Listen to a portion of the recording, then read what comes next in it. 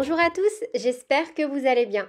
On se retrouve aujourd'hui pour réaliser un magnifique point au crochet. Donc là, moi, j'utilise un fil épais et un crochet plutôt petit. C'est simplement pour la démonstration et pour la réutilisation de mon échantillon derrière. On va commencer par réaliser donc une maille chaînette multiple de 6 plus 1. Donc pour ma part, je vais venir monter un total de 24 mailles en l'air. On fait un nœud coulant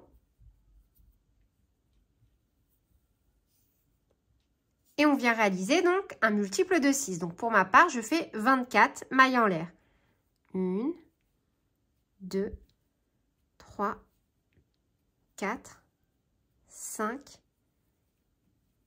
6, 21, 22, 23 et 24. Une fois qu'on a notre nombre de mailles en l'air multiple de 6, on vient ajouter une maille en l'air supplémentaire.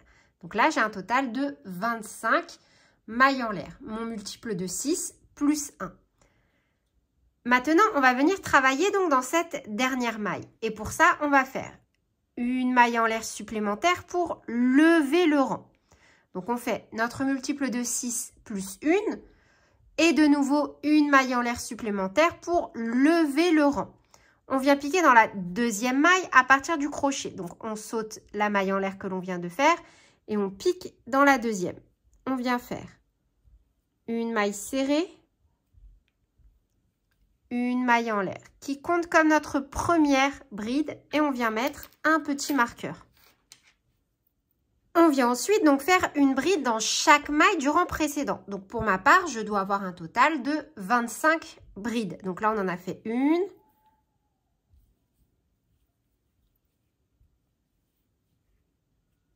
deux,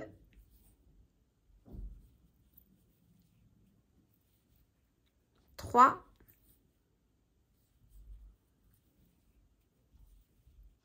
quatre,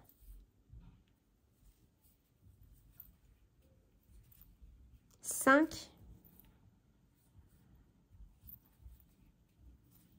6, 7, 24 et 25. J'ai donc un total de 25 brides à l'issue de mon rang numéro 1.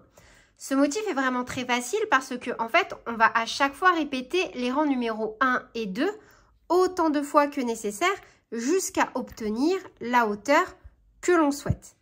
Donc, dans cette configuration-là, directement, on tourne. Et pour le rang numéro 2, on va venir travailler directement dans notre première maille. Vous voyez, on va venir piquer comme ceci à chaque fois dans les deux brins et faire une maille serrée, une maille en l'air qui compte comme notre première bride et on va venir mettre un petit marqueur. Ensuite, on va venir travailler 5 brides dans la même maille. On fait un jeté, on saute 2 mailles, une, 2, on pique dans la troisième et on fait dans cette même maille 5 brides. Donc 1,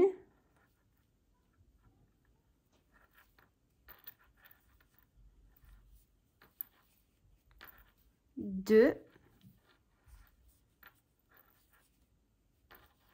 3, 4 et 5. Un jeté, on saute 2 mailles, une, 2, on pique dans la troisième, toujours dans les deux brins et on refait une bride. Un jeté, on saute 2 mailles, une, 2, on pique dans la troisième et on refait 5 brides dans la même maille. 1, 2, 3, 4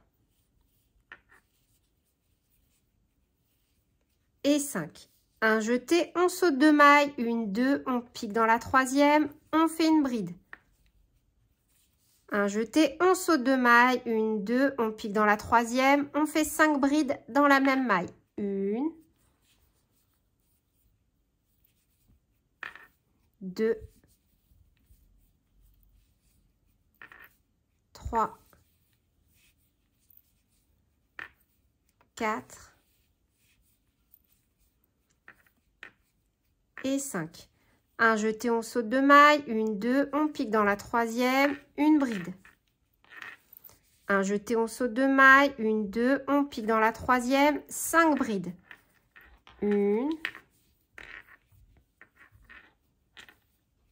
2, 3,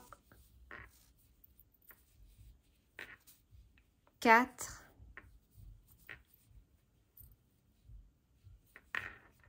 et 5. Un jeté, on saute de maille, une, deux, on pique dans la dernière, là où on a notre marqueur, et on termine par une bride. On vient de terminer le rang numéro 2. Et c'est super facile, on va répéter à chaque fois les rangs numéro 1 et les rangs numéro 2. Donc toujours directement dans cette configuration-là, on tourne, on ne fait surtout pas de mailles en l'air. On pique directement dans la première maille, dans les deux brins, et on fait une maille serrée, une maille en l'air qui compte comme notre première bride, et on remet notre petit marqueur. Un jeté, on vient ensuite travailler une bride dans chaque maille qui se présente à nous, et on doit forcément obtenir le même nombre que lors de la réalisation du premier rang. Par exemple, moi, pour le premier rang, j'ai travaillé 25 brides. Donc, pour mon rang numéro 2, je dois avoir obligatoirement 25 brides. Donc là, j'en ai fait 1, 2, et on pique toujours dans les deux brins. 3, 4, 5 et 25. On tourne. Vous voyez, le point, il est vraiment magnifique. Moi, j'adore ce type de point. Je trouve ça super joli. Et on répète donc le rang numéro 2. On pique directement dans la première maille. On ne fait surtout pas de maille en l'air. Une maille serrée, une maille en l'air qui compte comme la première bride.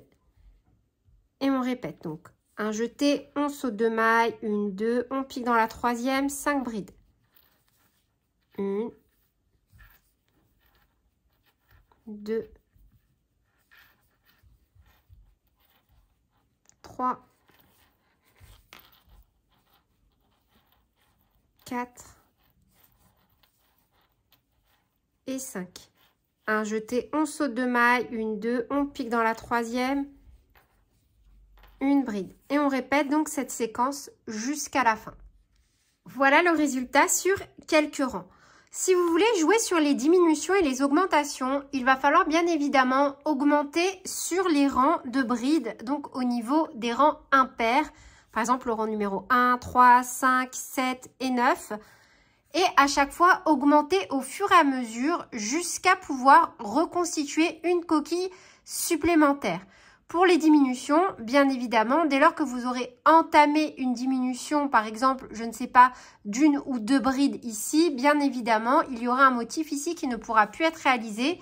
Et à ce compte-là, reprendre donc normalement les brides, 1, 2, 3 par exemple, jusqu'à arriver, et ça vous le faites en fonction du bas. Vous voyez au niveau hop, des brides ici qui séparent les coquilles et repartir sur le motif. Je vais essayer de vous constituer un top pour cet été avec ce motif. Dites-moi en commentaire si ça vous intéresse. Voilà, en fonction des retours, je vais aviser. C'est vrai que moi, j'avais eu envie de me créer un petit top. J'ai bien aimé le travailler en 2,5, mais honnêtement, pour un vêtement, je pense que je partirais plutôt sur un crochet taille 3, voire taille 3,5 pour garder de la souplesse. En revanche, là, le rendu, il est vraiment top pour réaliser un sac, genre tote bag. Ça aussi, je le garde dans un coin de ma tête pour vous réaliser un petit tote bag avec ce motif. Je le trouve vraiment super sympa. Là, vous voyez, on est exactement sur le même motif. Le rendu est vachement plus souple et donc idéal pour la création, par exemple, de vestes ou de robes de plage. Voilà, moi, j'aime énormément aussi ce genre de rendu. Comme quoi, vous voyez que le même point, travaillé avec des fils différents, des crochets différents, on obtient des rendus vraiment assez différents. Là, vous voyez, c'est très, très contrasté. Ici, on est sur un rendu vraiment 100% coton, un peu satiné, alors qu'ici, on est sur un mélange de coton et d'acrylique avec un dégradé de couleur aussi plutôt sympa. On peut faire vraiment plein de choses avec un peu d'imagination. C'est tout pour cette vidéo. J'espère qu'elle vous aura plu. N'hésitez pas en commentaire à me dire ce que vous en avez pensé. Et sur ce, je vous fais d'énormes bisous. Prenez bien soin de vous et à très bientôt pour de nouveaux tutoriels. Salut!